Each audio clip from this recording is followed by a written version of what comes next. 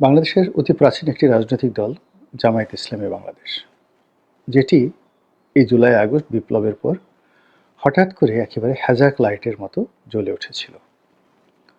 জামাতের আমিরের যে চালচলন, কথাবার্তা এবং তাকে কেন্দ্র করে মানুষের যে আকর্ষণ, এটি রীতিমতো রাজনীতির অঙ্গনে বিস্ময় তৈরি করেছিল এবং সবাই ধরে নিয়েছিল যে সম্ভবত জামাত দেশের প্রধান রাজনৈতিক শক্তি হতে চলেছে এবং যারা ক্ষমতায় রয়েছেন তাদের দক্ষিণ হস্ত রূপে জামাত ইতিমধ্যেই যে বিশাল ভূমিকা রেখেছে, এটি জুলাই আগস্ট বিপ্লবের পর সেপ্টেম্বর, অক্টোবর, নভেম্বর, ডিসেম্বর পর্যন্ত এটি মোটামুটি স্পষ্ট ছিল। সরকারের উপর তাদের প্রভাব, এটি ডক্টর ইউনূসের সঙ্গে তাদের যে বৈঠক, এই বৈঠকের সময় আমরা টের পেয়েছি। তারপর ক্যান্টনমেন্টের সঙ্গে তাদের যে সৌহার্দ্যপূর্ণ সম্পর্ক, এটি সেনাপ্রধান জেনারেল ওয়াকারুজ্জামানের মুখে জামাতের নেতার কথা বলতে গিয়ে যে সম্মান, যে মর্যাদা, যে অভিব্যক্তি তিনি ব্যক্ত করেছেন, অর্থাৎ তাকে তিনি যেভাবে আমিরে জামাত বলেছেন, এটি সেনাপ্রধানের বক্তব্যে সাধারণত আসার কথা নয়। আমরা সাধারণত কোনো একটি রাজনৈতিক দলের প্রধান তাকে সম্বোধন করি অমুক দলের অমুক, বেগম খালেদা জিয়া, বিএনপির সভানেত্রী, আওয়ামী লীগ সভানেত্রী শেখ হাসিনা, জামাতের আমির ডাক্তার শফিক বা ডাক্তার শফিকুর রহমান, এটি হলো সচরাচর। কিন্তু যখন আপনি কথা বলতে গেলে সেখানে অতিরিক্ত কোনো বিশেষণ যুক্ত করেন, আপনার কণ্ঠে একটা লালিত্য চলে আসে, চেহারা একটা বিশ্বাস চলে আসে এবং চোখে মুখে একটা, যাকে বলা হয় আত্মবিশ্বাস লক্ষ্য করা যায়, তখন ধরে নেবেন যে আপনার সঙ্গে তার একটা ভালো সম্পর্ক রয়েছে। তো সেদিক থেকে সেনাপ্রধানের যে বক্তব্য আমিরে জামাত, তা আমিরে জামাত সাধারণত জামায়াতে ইসলামী যারা লোকজন তারা বলেন, আর আমরা বাইরের লোক যারা আছি তারা জামাতের আমির ডাক্তার শফিক এরকম ধরনের কথাবার্তা বলি। এখন সেনাপ্রধান এই যে তাকে আমিরে জামাত বললেন, এটা নিয়ে সবাই সমালোচনা করছেন। কেউ কেউ বলার চেষ্টা করছেন যে তিনি আমিরে জামাতের সঙ্গে খুব ভালো সম্পর্ক, তাকে খুব সম্মান করেন এবং একটা সময় তিনি শিবির করতেন বা জামাতের সঙ্গে তার দীর্ঘদিনের সম্পর্ক, ইত্যাদি ইত্যাদি নানা কথা বলে লোকজন তার সম্পর্কে বিতর্ক করার চেষ্টা করছে। আমার কাছে যেটা মনে হচ্ছে যে আমির জামাত বা জামাতের আমির মিস্টার শফিকের সঙ্গে সেনাপ্রধানের বক্তব্য, মানে সেনাপ্রধানের সাক্ষাৎ হওয়ার পূর্বে তিনি সম্ভবত একাধিকবার জামাতের শীর্ষ নেতাদের সঙ্গে বৈঠকে বসেছেন। তো জামাতের শীর্ষ যারা নেতৃবৃন্দ যারা রয়েছেন, তারা 100 বার কথা বললে সেখানে 90 বার তারা জামাতের আমিরকে এইভাবে কথা বলেন, আমিরে জামাত, আমিরে জামাত এটা বলেছেন, আমিরে জামাত এটা বলেছেন। আর নিজেদের মধ্যে তারা যখন জামাতের লোক কথা বলে, তখন তারা আমিরে জামাতকে আমিরুল মুমিনিন এই হিসেবে তারা সম্বোধন করেন, মানে একেবারে হযরত উমর রাদিয়াল্লাহু তাআলা আনহু বা খলিফাতুল মুসলিমিনের মতো এইরকম তারা সম্বোধন করেন। এখন এই জিনিসটি সামহাউ সেনাপ্রধান যে একটা ট্রমার মধ্যে ছিলেন সেই জুলাই আগস্ট মাসে, সেই ট্রমার মধ্যে তিনি যে বৈঠকগুলো করেছেন, তখন আমির জামাতের আমির বা আমিরে জামাত এই দুটোর মধ্যে তিনি ডিফারেন্ট যে কি ডিফারেন্সটা কতটুক নিয়ে নিতে পারে, অর্থাৎ এখানে ডিফারেন্ট অ্যান্ড ডিফারেন্স। তো এই জিনিসগুলো সন্ধিগতভাবে, ব্যুৎপত্তিগতভাবে, অর্থগতভাবে করতে পারেননি। ফলে তিনি আমিরে জামাতই বলেছেন, যেভাবে তিনি শুনেছেন, এটাই আমার কাছে ব্যক্তিগতভাবে মনে হয়েছে। কিন্তু তিনি শিবির করেছেন বা তার পরিবার জামাতের রাজনীতির সঙ্গে জড়িত, এটা আমার কাছে ব্যক্তিগতভাবে মনে হচ্ছে না। তো যেটা বলছিলাম যে পুরো ডিসেম্বর মাস পর্যন্ত জামাত একটা ভাইব তুলেছিল যে তারা সব জায়গাতেই একেবারে পবিত্র, ন্যায়পরায়ণ এবং তারা আগামীতে দেশে একটা ইসলামী বিপ্লব ঘটাতে যাচ্ছে এবং সরকার গঠন করতে যাচ্ছে, যে জিনিসটি এখন একেবারে বলতে গেলে শূন্যের কোঠায় নেমে এসেছে। কারণটা কি? কারণটা হলো তাদের সঙ্গে যাদের সম্পর্ক, দীর্ঘদিনের সম্পর্ক ছিল, যে সম্পর্কটি তারা গত 20-25 বছর ধরে ধীরে ধীরে গড়ে তুলেছেন। অনেক সাংবাদিকের সঙ্গে, অনেক রাজনীতিবিদদের সঙ্গে, এমনকি আওয়ামী লীগের অনেক মন্ত্রী এমপিদেরকে তারা নিয়মিত পাঠাতেন, তসবিহ পাঠাতেন, তাদেরকে জাস্ট নিউট্রাল রাখার জন্য। এভাবে সাংবাদিক, ব্যবসায়ী থেকে শুরু করে সমস্ত মানুষের মধ্যে তাদের যে দাওয়াতি কার্যক্রম, সেই দাওয়াতি কার্যক্রম তারা চালাতেন। কখনো সৌজন্য সাক্ষাৎ, কখনো কাউকে খাবারের জন্য দাওয়াত দিতেন, কখনো কাউকে তারা এতটা কাছে নিয়ে বিভিন্ন উপলক্ষে উপহার পাঠাতেন, কখনো কারো বাসায় মেহমান হতেন। এভাবে তারা যে সামাজিক সম্পর্কটি তৈরি করেছিলেন গত ২০ বছর ধরে, এই সম্পর্কটি একেবারে জুলাই আগস্ট বিপ্লবের আগে সহানুভূতিতে, প্রেমে, ভালোবাসায় তুঙ্গে ছিল। অনেক মানুষ জামাতের প্রতি সহমর্মিতা প্রকাশ করেছেন, অনেকে জামাতকে সমর্থন দিয়েছেন, অনেকে জামাত সম্পর্কে খুবই বিরূপ মনোভাব থাকা সত্ত্বেও নিজেদের চিন্তা চেতনাকে ১৮০ ডিগ্রি অ্যাঙ্গেলে এনে জামাতকে একটা করিডোর করে দিয়েছেন। আর অনেকে একেবারে নিদান পক্ষে চুপ থেকেছেন। আওয়ামী লীগের যে সকল লোকের খুব বেশি পদপদবি দরকার ছিল তারা জামাত নিয়ে গালাগালি করেছেন। এর বাইরে আপনি তোফায়েল সাহেবের মুখে, আমু সাহেবের মুখে, সুরঞ্জিত বাবুর মুখে কখনো জামাত নিয়ে একটা বাজে কথা আপনি শুনেননি। এটি যে তারা করেননি এর পেছনে জামাতের একটা গ্রাউন্ড ওয়ার্ক ছিল এবং এটি জামাতের একটা সফলতাও বটে। তো সেই জিনিসটি এখন বুমেরাং হয়ে গেছে। জামাত এখন পুরো বন্ধুহীন হয়ে পড়েছে। এর কারণ হলো জামাত যেহেতু এখন একটা ভালো জায়গাতে পৌঁছে গিয়েছিল এই সাম্প্রতিক সময়টিতে, তখন যখনই মানুষ একটা ঈর্ষণীয় জায়গায় পৌঁছে তখন তাদেরকে নিয়ে অনেকে পক্ষে বলে, অনেকে বিপক্ষে বলে, আলোচনা হয়, সমালোচনা হয় এবং সেভাবে জামাত নিয়ে আলোচনা সমালোচনা হচ্ছিল। তো জামাতের যারা নেতৃবৃন্দ রয়েছেন তাদের একটা অংশ নিজেরা সরাসরি কন্ট্রাডিকশন অ্যান্ড কনফ্লিক্টে না গিয়ে যারা জামাতের বিরুদ্ধে কথা বলেছেন তাদের চরিত্র হনন করার জন্য, তাদেরকে গালাগাল দেওয়ার জন্য রীতিমতো একেবারে ভাড়া করা লোক লাগিয়ে দিয়েছে দেশে এবং দেশের বাইরে। এরপরে জামাতের কিছু কর্মী এবং সমর্থক রয়েছেন যাদের কোনো কাজই নেই, নামাজ নেই, কালাম নেই, তারপরে শেষে মানে তারা শুধু শিবির করেন আর জামাত করেন আর সারাদিন শুধু ফেসবুক করেন আর ইউটিউব করেন। এদের ব্যক্তিগত জীবন আপনি যদি দেখেন, আপনি কোনো অবস্থাতেই জামাতের যারা প্রথম শ্রেণীর নেতৃবৃন্দ রয়েছেন তাদের আমল, এই আমলের সঙ্গে ওদের আমল মেলাতে পারবেন না।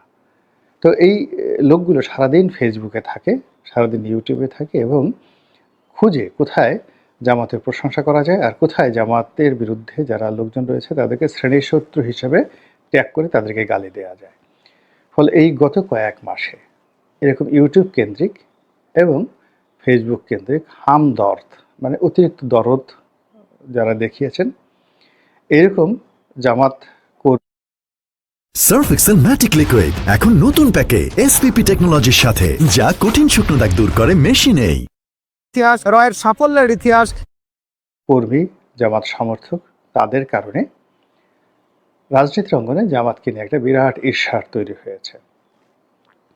আবার একই সঙ্গে জামাতের যারা বন্ধু ছিলেন, জামাতের যারা সহানুদ্বয়ী ছিলেন এবং জামাতের জন্য যারা বিভিন্ন সময় ঝুঁকি নিয়েছেন, সেই মানুষগুলোকে দেখা গেল জামাতের শত্রুতে পরিণত করেছেন এরকম কিছু ইউটিউবার এবং কিছু ফেসবুকার। এগুলো একটা ফলে কি হচ্ছে, জামাত সম্পর্কে একটা social respect, aspect and prospect যেভাবে ছিল ওটা এখন রীতিমতো মাইনাসে চলে এসেছে। এখন জামাতের একেবারে ভালো ভালো মানুষ সম্পর্কে যারা কখনো কথা বলেননি তারা এখন তাদের সমালোচনা করছেন। খুবই পাওয়ারফুল জায়গা থেকে এই কথাগুলো হচ্ছে। জাস্ট আমি নাম বললাম না, বাংলাদেশের একজন খুব নামকরা টেলিভিশন সঞ্চালক, খুব নামকরা কয়েকজন সাংবাদিক যারা কখনোই জামাত নিয়ে বিরূপ মন্তব্য করেনি গত ২০ বছর, কিন্তু তারা ইদানিং ভীষণ রকম জামাতের বিরুদ্ধে কথা বলছেন। এর কারণ হলো জামাতের কর্মী সমর্থকরা তাদের যে নর্মাল কর্মকাণ্ড রয়েছেন সেই কর্মকাণ্ডের সমালোচনা করতে গিয়ে তাদেরকে আওয়ামী লীগ ট্যাগ দিয়ে তারপর আজে বাজে কথা বলে তাদের মানসিক শান্তি নষ্ট করে দিয়েছে এবং অনেককে টেলিফোনে হুমকি ধামকি দিয়ে গালাগাল করে এই লোকগুলোকে জামাতের বিরুদ্ধে রীতিমতো মাঠে নামিয়ে দিয়েছে। ফলে কি হচ্ছে, যখন এই জামাতের অতীত ইতিহাস টেনে টেনে বিভিন্ন প্রসঙ্গ টেনে টেনে এই ১৫-২০ জন লোক মানুষ দেশে দেশের বাইরে যে কথা বলা শুরু করেছেন, সেই কথার কারণে কি হলো, আপনার এখন এই জামাতের ভাইবটা নিয়ে আমি দেশের বাইরের একটা উদাহরণ দিই। যেমন ধরুন মুফাসসিল ইসলাম। তো মুফাসসিল ইসলাম কখনোই জামাতের বিরুদ্ধে ওইভাবে বলেননি। কিন্তু এই আগস্ট বিপ্লবের পরে হঠাৎ করে তিনি জামাত বিরোধী হয়ে গেলেন। প্রচণ্ড জামাত বিরোধী হয়ে গেলেন এবং গোলাম আজম সাহেব থেকে শুরু করে গোলাম আজমের ছেলে, অন্যান্য যারা রয়েছেন সবাইকে নিয়ে নির্মম এবং নিষ্ঠুর তিনি সমালোচনা শুরু করলেন। তার ভিউ যাই হোক না কেন, তার লেখাপড়ার মান অনেক ঊর্ধ্বে। সব ব্যাপারে তিনি ভালো লেখাপড়া করেন। ঢাকা বিশ্ববিদ্যালয়ে পড়েছেন, আমারই ডিপার্টমেন্টের ছাত্র। তো জনাব মুফাজ্জল ইসলাম ভালো পরিবারের, নারায়ণগঞ্জের খুবই ভালো পরিবারের সন্তান। ঢাকার শহরে অভিজাত পরিবার বলতে যাদেরকে বোঝায় সচ্ছল, ওই পরিবারের সন্তান। ফলে এই ঢাকা শহরকে তারা চিনেন, জানেন। তো সেই দিক থেকে ধরেন জামাতের মধ্যে মুফাসসিল ইসলামের পারিবারিক ব্যাকগ্রাউন্ড বা তার মতো এডুকেশনাল ব্যাকগ্রাউন্ড এরকম লোক আপনি একজনও পাবেন না। জামাতে অনেক ডক্টরেট ডিগ্রি পাবেন, ইসলামিক স্টাডিজ থেকে ফার্স্ট ক্লাস ফার্স্ট, হিস্ট্রি থেকে ফার্স্ট ক্লাস ফার্স্ট, এরকম। কিন্তু ধরুন ঢাকা বিশ্ববিদ্যালয়ের যে সকল ভালো ভালো সাবজেক্টগুলো রয়েছে, যেমন ধরেন applied physics, applied chemistry, economics, law, তো এই সমস্ত ডিপার্টমেন্ট থেকে একেবারে খুব ভালো রেজাল্ট করেছেন, প্রথম শ্রেণী পেয়েছেন, তারপরে ছাত্র রাজনীতি করেছেন এবং একই সঙ্গে একটা ভালো পরিবার থেকে আসছেন। ধরেন আপনি ভালো পরিবার থেকে আসেননি, অর্থাৎ দরিদ্র পরিবার থেকে এসেছেন, কিন্তু জামাত করেন, জামাতের ইসলামী ব্যাংকের টাকায় আপনি লেখাপড়া করেছেন, ভালো ছাত্র হয়ে পরবর্তীতে আপনি হয়তো প্রফেশনে কিছুটা ভালো করেছেন, কিন্তু আপনার যে হীনমন্যতা, ছোট মন মানসিকতা এবং দুর্বলতা, এই দুর্বলতা নিয়ে মুফাসসিল ইসলামের মতো লোকদের সামনে দাঁড়াতে পারবেন না, কথাই বলতে পারবেন না। তো এইরকম এখন মুফাসসিল এই যে কথাগুলো বলছেন, কেন বলছেন? গিয়ে দেখেন যে অহরহ যারা জামাতের পক্ষে কথাবার্তা বললেন তারা একে গালাগাল দিয়ে মানে একে একেবারে রীতিমতো মানে খারিজি বানিয়ে দিয়েছে। ফলে এখন তার একটা জিদ হয়ে গেছে, দাঁড়াও, কত ধানে কত চাল, তোমাকে একটু দেখাতে হবে। আমি জাস্ট একটা উদাহরণ দিলাম। তো এইভাবে আপনি যদি তার কদিন পরে দেখেন যে পিনাকি জামাতের বিরুদ্ধে কথা বলছেন, আমি খুব আশ্চর্য হব না, খুব আশ্চর্য হবে না। এবং এইরকম পিনাকির মতো লোক যদি জামাতের বিরুদ্ধে কথা বলে, ডক্টর ইউনূসের মতো লোকের কথা বলে, একটা যে ভাইব তৈরি হবে, ওর ক্যারিয়ার শেষ। তো এরকম বাংলাদেশে ধরেন পিনাকি যে কাজ করছেন বা মুফাজ্জল ইসলাম যে কাজগুলো করছেন, তাদের কাজের একটা ধরন আছে, প্রকৃতি আছে। কিন্তু বাংলাদেশে বসে যারা কাজ করছেন, সেটা মাসুদ কামাল বলেন, জিল্লুর রহমান সাহেব বলেন, মোস্তফা ফিরোজ বলেন, তারপরে ডাক্তার জাহেদ বলেন, তাদের যতই ভিউ হোক না কেন এদের একটা লেভেল আছে। একেবারে সিদ্ধান্ত যারা গ্রহণ করে তারা কিন্তু এদের টকশো দেখেন, এদের কথাবার্তা শুনেন এবং এদের সাথে পারিবারিকভাবে ইন্টারকানেক্টেড। ফলে তারা মানে ধরুন একটা খুব বড় রাজনৈতিক নেতা, পুলিশের একজন কর্তা, সেনাবাহিনীর একজন কর্তা বা একজন বিচারক কথা সঙ্গে জিজ্ঞেস করলেন যে আচ্ছা অমুক ভাই বলেন তো জামাতের ভবিষ্যৎ কি? সে মুখ দিয়ে বলল যে না, কোনো ভবিষ্যৎ নেই, ও ক্যারিয়ার ওখানে শেষ। 100টা ভিডিও তার পক্ষে করলেও ওই লোকের যাকে বলে আর কোনো লাভ হবে না, যেহেতু জিল্লুর এই কথাটা কানে কানে বলে দিয়েছে যে জামাতের ভাগ্য শেষ। একইভাবে বিএনপির ক্ষেত্রে এই কথা প্রযোজ্য। এনিওয়ে, তো এভাবে যাকে বলা হয় সাধারণের মধ্যে এই ইউটিউবার এবং ফেসবুকারদের কারণে জামাতের যে গ্রহণযোগ্যতা ছিল, তারপরে জামাত সম্পর্কে যে একটা মনোভাব ছিল, সেটা বুমেরাং হয়ে গেছে। একইভাবে ডক্টর মোহাম্মদ ইউনূস, তারপরে সেনাবাহিনীর প্রধান থেকে শুরু করে অন্যান্য যে সকল সরকারি কর্তারা একটা সময় জামাত সম্পর্কে খুব ভালো চিন্তা ভাবনা করতেন, তাদেরকেও গালাগাল করে, অকথ্য ভাষায় তুই তুকারি করে গালাগাল করে এখন বলতে গেলে জামাতের নাম এরা শুনতে পারেন না। এখন বাইরে থেকে হয়তো দেখা গেল কেউ জামাতের কর্মী বা সমর্থক, তারা জেনারেল ওয়াকরুজ্জামানকে গালি দিলেন, কিন্তু ওয়াকরুজ্জামান তো বুঝে গেছেন যে এইগুলো সব জামাতের কর্মী। কাজেই জামাতের আমিরকে সে আর তিনি আগের মতো আমিরে জামাত বলছেন না, নামটাই পর্যন্ত উচ্চারণ করছেন না, দেখা সাক্ষাৎ তো প্রশ্নই আসে না। কাজেই এই যে পাওয়ারের সাথে যে একটা কন্ট্রাডিক্ট অ্যান্ড কনফ্লিক্ট চলে এসেছে, এটি জামাতের পক্ষে আর এই লায়াবিলিটিস নিয়ে এগোনো সম্ভব নয়। বরং যেটি হচ্ছে, এই গত কয়েক মাসে তারা যে কর্মকাণ্ডগুলো করেছে, এই কর্মকাণ্ডগুলো রাজনৈতিক প্রতিহিংসা হয়ে আগামীতে যারা ক্ষমতায় আসবে সেটা ছাত্ররাই আসুক। আপনি চিন্তা করুন যে সমন্বয়কদের এখন একটা বিরাট অংশ জামাত বিরোধী বক্তব্য দিচ্ছে, পাকিস্তান বিরোধী বক্তব্য দিচ্ছে। ফলে বাতাস যে আগের মতো প্রবাহিত হচ্ছে না, কিংবা এই রাজপথের অনেক ছোট ছোট দল, মুখে খোঁচা খোঁচা দাড়ি কিন্তু জামাত করে না, কিন্তু তারা জামাতের অর্থে তারা দেখা গেল যে রাজনৈতিক ক্যারিয়ার গড়ে তুলেছে এবং নিজেদের সংসার চালিয়েছে। সেই মানুষগুলো এখন বিএনপির পক্ষে কথা বলছে, জামাতের পক্ষে কথা বলছে না। এটা অত্যন্ত একটা ভয়াবহ খেলা এবং সেই খেলার মধ্যে জামাত কিন্তু পড়ে গেছে। অথচ যদি সতর্ক হতো, প্রথম দিকে সতর্ক হতো, তাহলে এই ভুল তাদের হতো না। এবং আশ্চর্যের ব্যাপার হলো, এখন জামাত যে ভুলের মধ্যে পড়েছে, এই ভুলে তারা ৭১-এ পড়েছিল, এই ভুলে তারা ৭৬ সনে পড়েছিল। জিয়াউর রহমান সাহেব তাদেরকে খুব কাছে টেনে নিয়েছিলেন। এখন ওয়াকারুজ্জামান যেভাবে আমিরে জামাত বলে সম্মান প্রদর্শন করেছেন, জিয়াউর রহমান সাহেবও কিন্তু এইভাবে আমিরে জামাত গোলাম আজমকে কাছে টেনে নিয়েছিলেন। কিন্তু ৩ মাসের বেশি লাগেনি তার মোহভঙ্গ হতে। তিনি মানে তাদেরকে দমন করার জন্য আবার তিনি বিকল্প শক্তি মাঠে নামিয়েছিলেন। তো জামাতের কাছে যেভাবে অতীত ইতিহাস আছে, আবার জামাতকে টাইট দেওয়ার জন্য এই বাংলায় কি করেছে, সামরিক লোকজন কি করেছে, বেসামরিক আমলাতন্ত্র কি করেছে, রাজনীতিবিদরা কি করেছে, এটাও দলিল দস্তাবেজ রয়ে গেছে। ফলে এখন যারা রাষ্ট্র পরিচালনা করছেন তারা কেউ ফিডার খান না, অবোধ শিশু নন।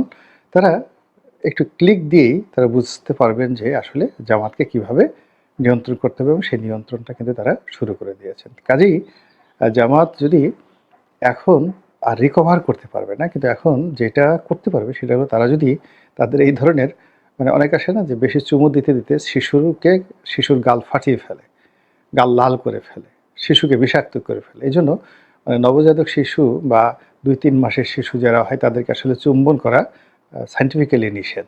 তো এরকম জামাতকে চুম্বন করতে গিয়ে জামাত তো সে ১৫ বছর ১৬ বছর নয়, একেবারে টানা ২০-২৫ বছর এই জুলুম অত্যাচার সহ্য করে যখন সবেমাত্র বের হয়েছে, তো তাদের যে খোলস, তাদের শরীর সবকিছু তুলতুলে। এখানে যারা তাদেরকে ভালোবাসতে চেয়েছেন, অতিরিক্ত ভালোবাসার কারণে তাদের শরীর এখন ফোস্কা পড়ে গেছে।